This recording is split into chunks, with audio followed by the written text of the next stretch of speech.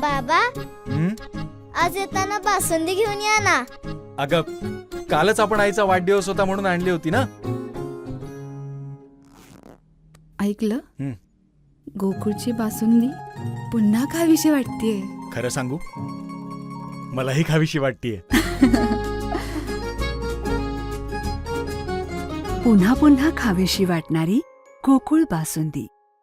कामगार सेनेचं 9वं राज्यव्यापी अधिवेशन 14 मार्चला कुडाळत होत आहे. या अधिवेशनाला माजी मंत्री सुभाष देसाई यांची प्रमुख उपस्थिती असणार आहे, तर आमदार भास्कर जाधव अध्यक्ष असतील, अशी माहिती पत्रकार परिषदेत देण्यात आली आहे. अरविंद सावंत साहेबांनी हे पत्रकार परिषद घेण्यासाठी सांगितली होती, पण पत्रकार परिषदेत ते उपस्थित नाही राहू शकत, कारण की ते दिल्लीला अधिवेशनात असल्यामुळे दुपारी आज येणार आहेत. याप्रमाणे उद्याचा कार्यक्रम आम्ही नियोजित केला आहे. हे आमचं 9वं अधिवेशन इकडे कुडाळमध्ये आहे. ह्याच्यापूर्वी आमचं अधिवेशन अकोला, मुंबई, सोलापूर, रत्नागिरी, अमरावती येथे झाली आणि पुणे येथे झाले. या अधिवेशनात आम्ही कामगारांच्या वतीने काही ठराव मांडणार आहोत. हे कामगारांच्या हितासाठी असणार आहे. यापूर्वी 2016-18 पासून आमची थकबाकी आहे.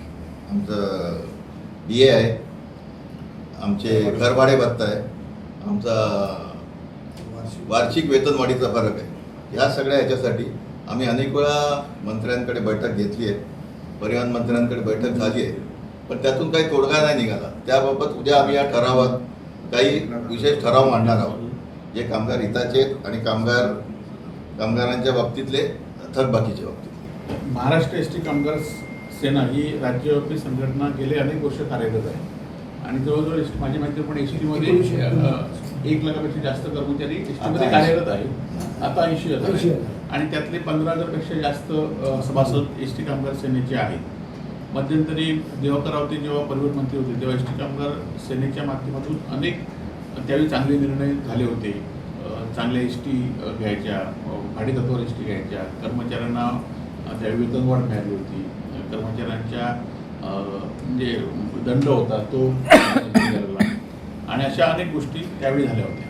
स्थानिक लोकांना भरती करायचं आपण निर्णय त्यावेळी झाला. परंतु आता आपण बघितलं असेल की करोनाच्या कालावधीमध्ये एस टीच्या सेनेच्या माध्यमातून जी कामं झाली ती मात्र करोनाच्या कालावधीनंतर बंद झाली.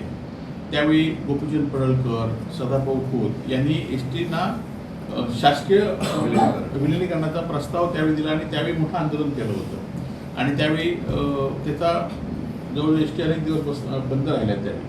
परंतु हे विलिनीकरणाची आजही मागणी पूर्ण होऊ शकली नाही आणि त्यावेळी सातत्याने एस टी कामगार सेना ही सातत्याने आवाज उठवत असते. माननीय अरविंद सावंत यांचे राज्याचे प्रमुख म्हणून जबाबदारी या ठिकाणी सांभाळत आहेत. उद्धव बाळासाहेब ठाकरे यांच्या पक्षाच्या मार्गदर्शनाखाली त्यांच्या मार्गदर्शनाखाली हे सगळं काम सुरू आहे आणि आम्हाला पण आनंद होतो की या संपूर्ण राज्यव्यापी अधिवेशनाची एक अधिवेशन त्यांनी म्हणजे अरविंद सावंत सिंधुदुर्ग जिल्ह्याचे सुपुत्र असल्यामुळे ते म्हणाले की आपल्या जिल्ह्यात या ठिकाणी झालं पाहिजे आणि त्यासाठी जवळजवळ 3-3.5 हजार वेगवेगळ्या भागातनं महाराष्ट्राच्या कानाकोपऱ्यातनं उद्या लोक या ठिकाणी येणार आहेत आणि त्यामध्ये एस टीच्या त्यांचे अनेक प्रस्ताव, अनेक पुढच्या आंदोलनाचं स्वरूप या ठिकाणी ठरेल आणि आम्ही त्या सर्व एस टी कामगारांचं सिंधुदुर्ग जिल्हा शिवसेनेच्या तर्फे आम्ही जे महाराष्ट्रात येणार आहेत त्या सगळ्यांचं आम्ही स्वागत करतो आणि एस टी कामगार सेनेच्या बरोबर आम्ही जिथे आमची गरज लागेल तिथे आम्ही शिवसेना म्हणून आम्ही त्यांच्या पाठीशी आहोत. कामगार सेनेचं हे महाराष्ट्रव्यापी अधिवेशन शनिवार दिनांक 14 मार्च 2026 रोजी होत आहे. ह्या कार्यक्रमाचे अध्यक्षस्थान माननीय माजी मंत्री सुभाष देसाई साहेब हे करणार आहेत आणि त्याप्रमाणे या कार्यक्रमाला प्रमुख उपस्थिती भास्कर शेठ जाधव साहेब आहेत, आमदार अनिल परब साहेब आहेत आणि बाकी जिल्हा प्रमुख आहेत, नाईक साहेब आहेत